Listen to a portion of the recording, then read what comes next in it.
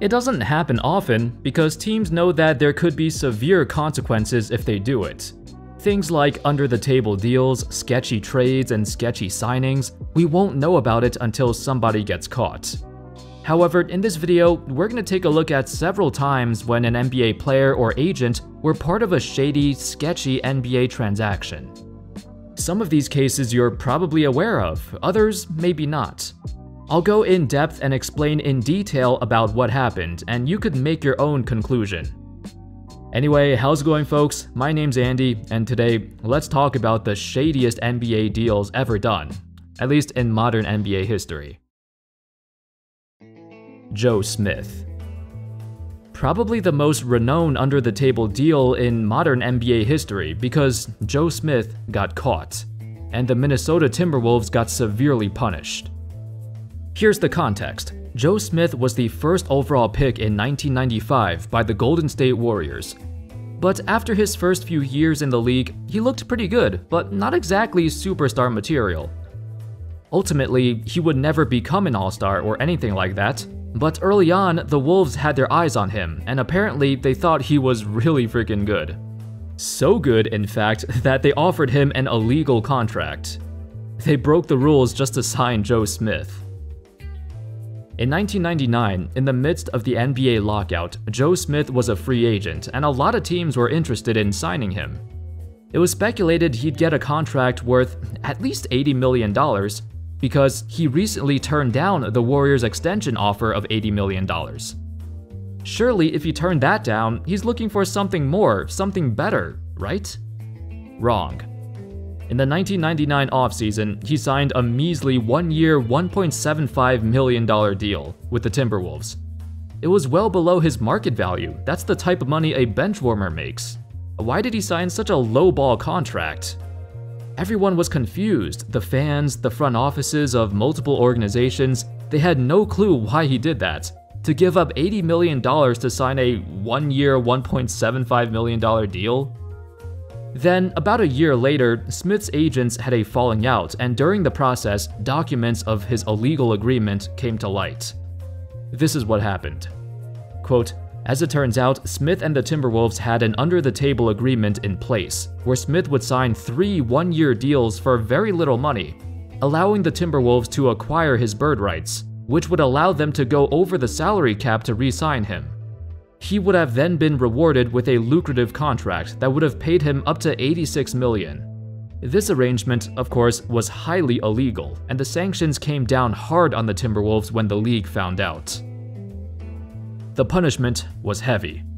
The Wolves were fined $3.5 million, but also had to forfeit their first-round draft picks for the next 5 years.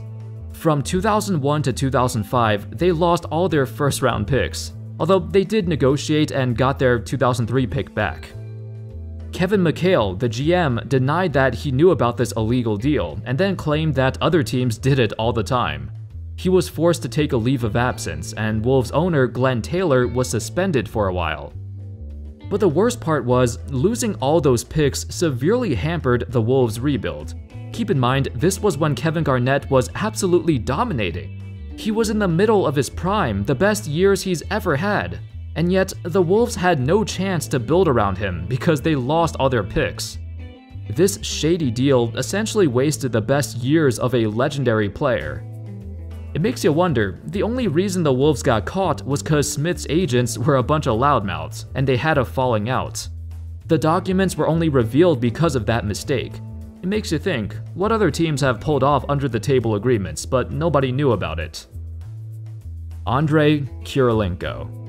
Speaking of under-the-table deals, this one was never confirmed, but when Andrei Kirilenko joined the Nets, there were a lot of rumors and speculation. Most of you know Andrei Kirilenko was a pretty damn good player back in his day, but even later in his career, he was still very valuable and a very sought-after player in free agency. This brings us to 2013. Kirilenko just opted out of the final year of his contract in Minnesota, where he would have earned $10 million. So logically, he should be looking for a bigger payday, right? I mean, why else would you opt out of that money? Not to mention, Kirilenko just had a solid season in Minnesota, and with his skill set, he had a lot of suitors in free agency. Apparently, he had offers ranging from 2 years $18 million to 3 years $26 million from other teams. So what does he choose? He chose to sign a 2-year $6 million deal with the Brooklyn Nets. Almost immediately, it seemed fishy. According to this report by Woj, he stated, "The rest of the NBA believes the Nets have gone too far, delivering the league into an unfiltered rage. The signing of Russian free agent Andrei Kirilenko, a $10 million a year player last season, for Brooklyn's $3.1 million mid-level exception has transformed rival owners and front office executives into an angry mob of disbelievers." Around the NBA, there are calls for the commissioner's office to investigate the possibilities of side deals and Russian rubles ruling the day. Of course, people instantly made the connection. The Nets owner at the time was Mikhail Prokhorov, a Russian billionaire. Kirilenko was also Russian, so you put 2 and 2 together and, well, there's no proof of any illegal activity. Maybe people were, stereotyping a little bit that they had some sort of shady deal because they're both Russian, but nobody had any proof. Perhaps Kirilenko just wanted to join the Nets to win a championship. Remember, this was the year they constructed a super team, in hopes of winning it all. Of course, they didn't come anywhere close to that, but hey, they were pretty hyped for a while. Chris Paul. We rarely ever see the NBA itself step in to veto a trade, especially a major trade involving multiple superstars. That's what happened in 2011. Most of you probably know this already, but here's the context of what really happened. The Hornets, at the time, were owned by the NBA itself, which was a pretty uncomfortable situation. When the Hornets agreed to a 3-team trade that would send Paul to the Lakers, David Stern stepped in and said, "Nah." You can imagine there were a lot of angry fans, and the 3 teams involved in the trade were rightfully angry and confused.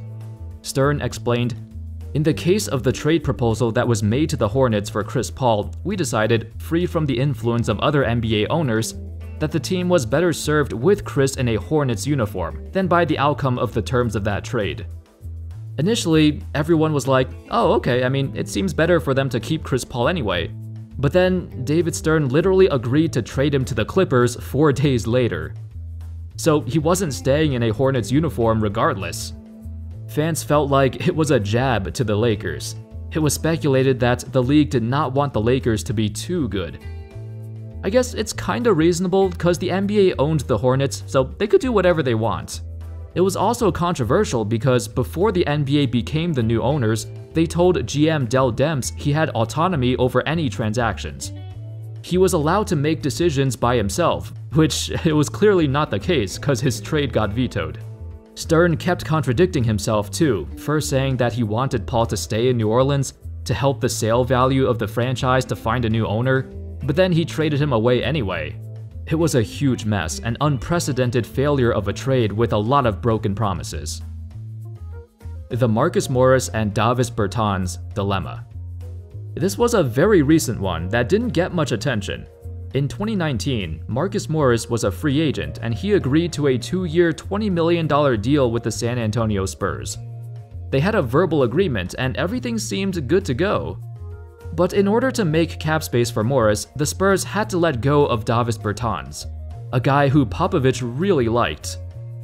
During that time, the Spurs traded away Bertans because they needed to make space for Morris, because they thought he was coming. But then, Morris backed out of his verbal agreement and signed with the Knicks instead.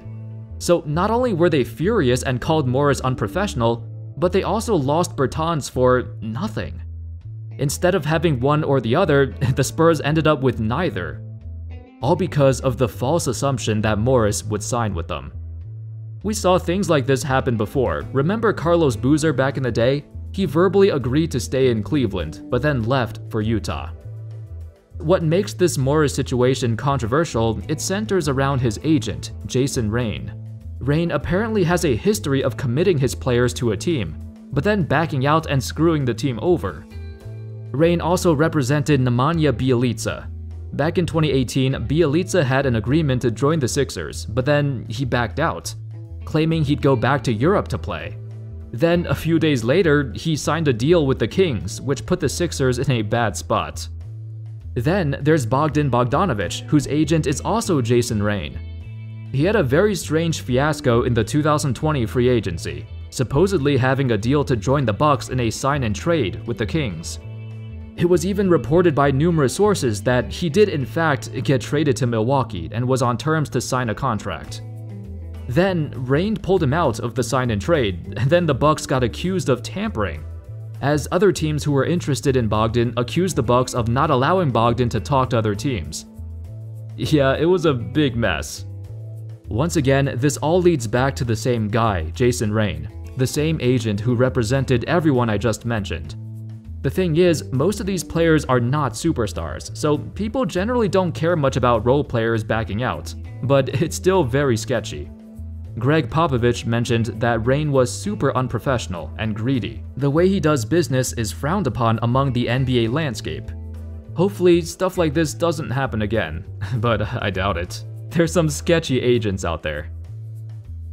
Anyway, that's all folks. Those were some shady NBA contracts and trades that happened in modern NBA history. Let me know your thoughts on them. Do you think something should be done about how certain deals were made? What's your opinion on how some agents operate? And can you think of any other similar situations that happened recently? Thank you all so much for watching. I hope y'all enjoyed the video, and of course, as always, I'll see you next time. Peace.